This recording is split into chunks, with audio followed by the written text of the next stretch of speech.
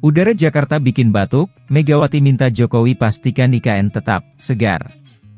Ketua Dewan Pengarah Badan Riset dan Inovasi Nasional, BRIN, Megawati Soekarnoputri meminta pemerintah memastikan kualitas udara di Ibu Kota Nusantara, IKN, Kalimantan Timur, terjaga.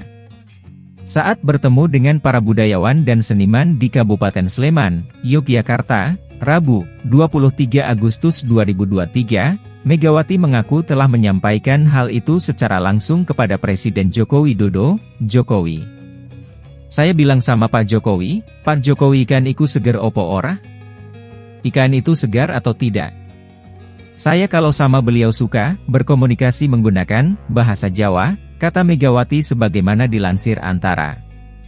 Presiden kelima RI itu pun mengaku ingin memastikan bahwa kondisi udara di wilayah IKN tidak seperti kualitas udara di DKI Jakarta saat ini yang kian menurun sehingga membuat dia mengalami alergi hingga batuk akibat polusi. "Di Jakarta itu, saya sampai suka batuk-batuk, alergi debu lah, alergi polusi itu, aduh," tambahnya. Oleh karena itu, Megawati berharap kondisi udara yang buruk tidak dirasakan di IKN, dengan lebih banyak ditanami vegetasi supaya kualitas udaranya terjaga. Menurut dia, banyaknya pepohonan diperlukan di wilayah ibu kota Indonesia yang baru karena lokasinya berada di wilayah lahan gambut yang berpotensi memicu udara panas.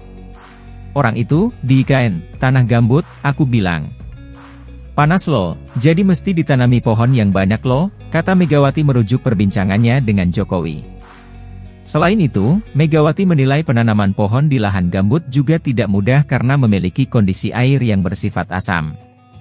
"Gambut itu airnya asam, bukan basah, jadi sulit untuk ditanami pohon," ujar Megawati. Sebelumnya, Presiden Jokowi mengatakan salah satu solusi untuk mengatasi polusi udara di DKI Jakarta adalah dengan menggeser beban yang dipikul Jakarta sebagai ibu kota itu ke Kalimantan Timur.